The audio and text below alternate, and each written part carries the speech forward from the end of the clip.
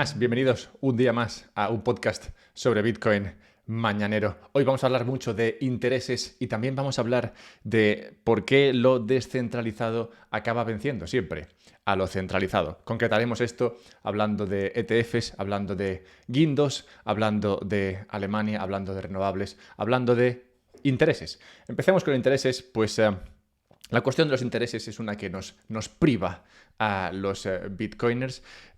Si sigues a algún bitcoiner, habrás escuchado mucho el tema de la deuda. No sé por qué tenemos esta fijación. Bueno, sí sé por qué y vamos a explicar por qué brevemente esta fijación de los bitcoiners por la deuda. Estados Unidos tiene una deuda importante, también el resto del planeta, ¿vale? Nos fijamos en Estados Unidos porque es el más grande, pero claramente es el mejor. O sea que aunque muchas veces se diga que Estados Unidos está en un problema de deuda, como voy a comentar yo en breve, los demás están peor todavía, ¿vale? Pero bueno, nos fijamos en el mejor, porque si el mejor va mal, pues imagínate los demás. Bien, pues Estados Unidos pagó en 2020, trimestralmente unos 500.000 millones de dólares en intereses sobre la deuda que tiene Estados Unidos. La deuda, para que te hagas una idea, ya no se paga nunca, ¿vale? Solamente se pagan los intereses. Esto fue una cosa que se les ocurrió un día, estaban tranquilamente emitiendo deuda y había voces que decían, oye, en algún momento habrá que devolver esta deuda.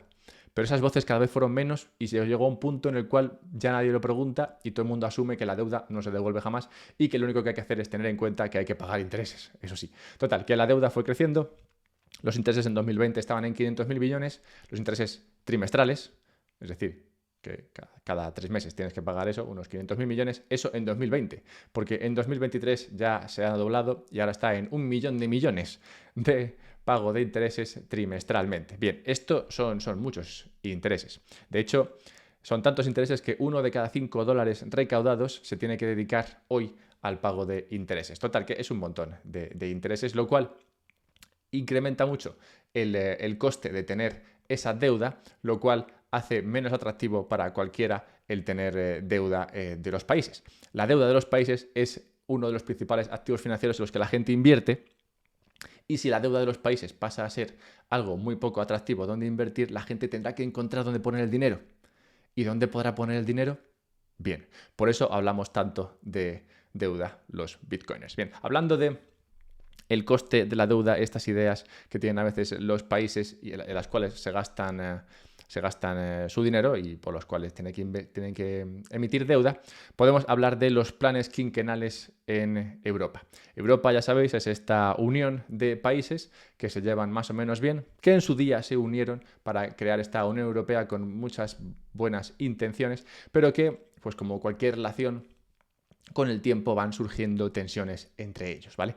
Hace poco, creo que ayer o anteayer, se reunieron para hablar de los planes que tienen para el uso de energía en Europa y llegaron a una conclusión. Llegaron a la conclusión de que para 2030 el 40% de la energía en Europa tendrá que ser renovable. Esto, bueno, es un plan quinquenal. No quinquenal, en este caso son 7 años, pero esto de los planes quinquenales viene ya de Rusia. Si recordáis, Rusia en su día comunista y ahora, bueno, otra cosa, pues era mucho de planes quinquenales, que es básicamente se juntaban unos pocos y decían, oye, ¿qué planes vamos a hacer de aquí a 5 años? Y decían una serie de ideas, llegaban a una serie de acuerdos y luego decían, vale, pues ahora a sacar esto adelante y en 5 años nos vemos. ¿Qué pasaba? Que esos planes, claro, no se cumplían nunca. De hecho, mi teoría es que eran 5 años porque cuando pasaban 3 o 4 ya todo el mundo se había olvidado de lo que estaban buscando y tenían que reunirse de nuevo para ver qué hacían en los próximos 5 años, ya que lo anterior no había funcionado bien. Pues esto de Europa es algo parecido. Ten en cuenta que nadie se reunió en su día para llegar al mix de energía que hay hoy día. Simplemente la gente fue demandando más y mejor fuentes de energía y se llegó al mix actual que ofrece energía de manera estable y de manera lo más barata posible, o al menos eso se intenta. No siempre se consigue debido a regulaciones como esta, pero bueno. El caso es que ahora se han juntado y han llegado a la conclusión de que 40% de energía renovable para 2030. Han llegado a esto a base de concesiones, pues Francia no quería firmar esto si no le dejaban a ella hacerse sus movidas con la nuclear. Francia es muy pro-nuclear y no le dejaban, pero Francia dijo, oye, pues a mí si no me dejas hacer nuclear, no te firmo yo lo del 40%. Total, que Europa al final dijo, va, venga, hagamos hagamos esto por Francia, y entonces luego Polonia denunció a la Unión Europea que no les deja hacer energía, y entonces Alemania pidió otra concesión para los combustibles eco. Bueno, total, que un montón de concesiones por cada uno de los países, porque cada uno de los países tiene sus propios intereses, menos España, parece ser, y todos ellos al final acabarán velando por lo suyo, lo cual muy probablemente acabará rompiendo esta tan querida por algunos unión. Pero bueno, ya veremos qué pasa. Luis de Guindos, exministro de Economía de España, teme que las monedas digitales quiten poder al Banco Central Europeo. Concretamente, Luis de Guindos, muy conocido en España por haber sido ministro de Economía básicamente, se salió ahí a la palestra a comentar que ve el riesgo en las monedas digitales y no ve del todo claro el que se permita que las monedas digitales compitan entre sí. ¿Por qué dice esto? Dice esto porque si tú dejas que las monedas digitales, por ejemplo, un dólar digital, compita contra un euro digital de manera libre, ¿qué podría pasar? Se pregunta Luis. Pues Luis llega a la conclusión o a la respuesta de que si tú dejas que eso pase, la gente va a preferir dólares antes que euros. De hecho, ya lo está prefiriendo. El euro desde máximos contra el dólar ha caído más de un 30% en los últimos 15 años y está a un 15% más de caída de mínimos históricos. Esto es porque el dólar, o Estados Unidos concretamente, es mucho más productivo, mucho más eficiente, menos idiota con las regulaciones que Europa, lo cual hace que la gente prefiera el dólar al euro. Entonces, Luis dice, si dejamos un mundo en el cual las monedas compitan libremente dentro de lo que llamamos la blockchain, bueno, no tiene una idea demasiado clara a este respecto, pero bueno, si dejamos que esto pase, la gente al final acabará tirando a lo que más demanda y acabará usando aquello que mejor funciona, que en este caso es el dólar. Y esto le preocupa mucho. No solamente le preocupa el dólar, también comenta Bitcoin, aunque bueno, yo creo que en la carrera por salirse de las shitcoins, primero te vas al dólar y después te vas a Bitcoin.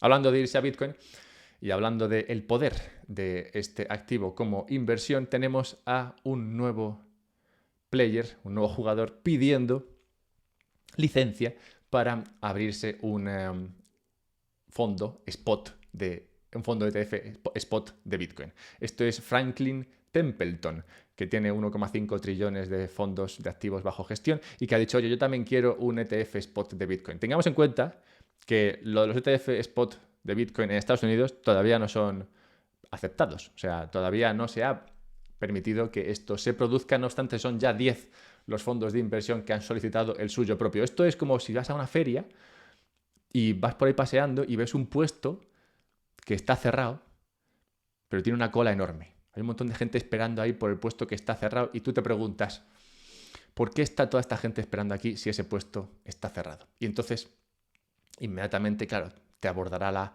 respuesta que será, hostias, si está todo el mundo aquí esperando y está cerrado, tiene que estar muy guapo lo que hay en ese puesto de la feria. Bien, pues esto es lo que está pasando. Hay mucha gente esperando en ese puesto para abrirse un ETF spot de Bitcoin y, claro, si esto es así, es porque el incentivo para conseguir ese ETF debe ser muy elevado. ¿Por qué debe ser muy elevado? Bueno, pues porque si tú eres un fondo de inversión, esto lo conjeturo yo, si tú eres un fondo de inversión y puedes ofrecer invertir en Bitcoin a tus inversores van a invertir en Bitcoin. Al menos eso es lo que tú esperas como fondo de inversión. Y esa inversión en Bitcoin equivale a comisiones. Comisiones que tú como fondo de inversión te vas a llevar. Al final los fondos de inversión como Templeton y otros son negocios y cobran comisiones por permitir que la gente invierta en sus productos. Si tienes el producto Bitcoin y esperas que la gente demande este producto, vas a tratar de conseguir ese producto, conseguir que esté en tus estanterías para que cuando la gente lo demande, pues te lo compre a ti y tú puedas cobrarte una comisión. Así que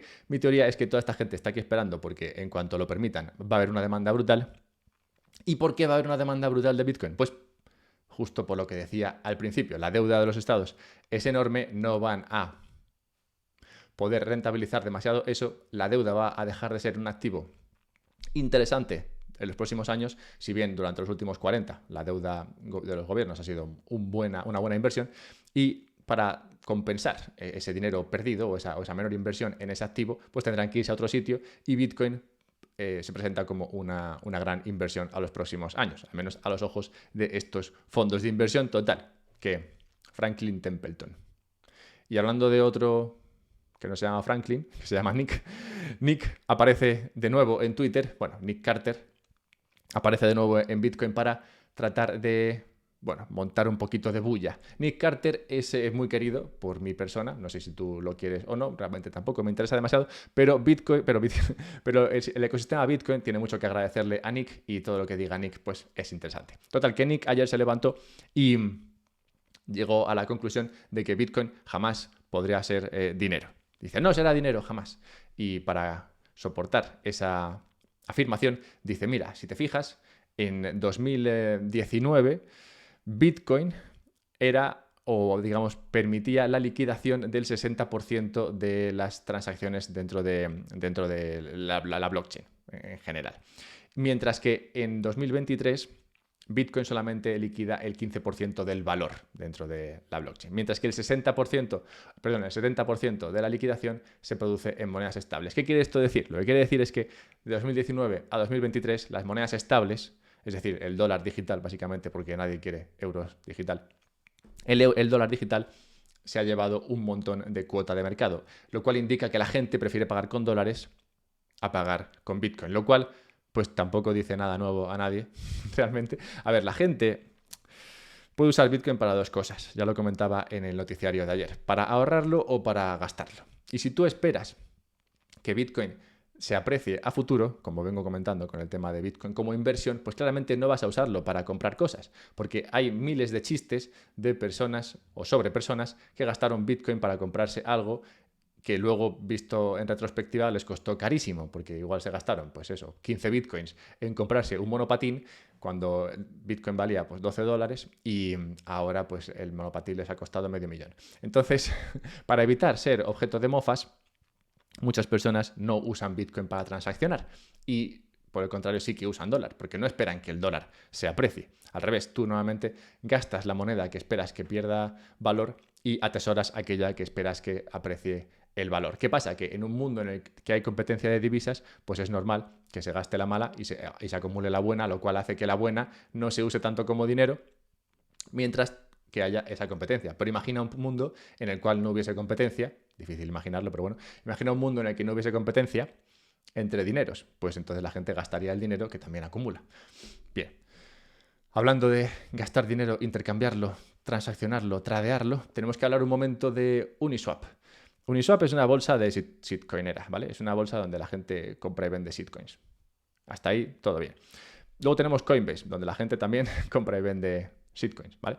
Ambas se parecen. Lo que pasa es que Uniswap es más descentralizado que Coinbase. Coinbase es una empresa que está más centralizada que Uniswap. No quiere decir que Uniswap sea totalmente descentralizado, pero sí que es más descentralizado que Coinbase, que sabéis, pertenece al señor este calvito que se llama Brian. Bien, pues ambas son bolsas y lo interesante a comentar aquí es que Uniswap ha tenido más volumen de transacción, más volumen de liquidación, que Coinbase en los últimos 6 meses. Lo cual es, como digo, interesante porque, de nuevo, estamos viendo cómo algo descentralizado que se mueve rápidamente es capaz de vencer a algo que se mueve más lentamente porque está centralizado. La idea esta de que lo descentralizado, de que los planes siempre van a funcionar peor que el mercado por sí mismo operando.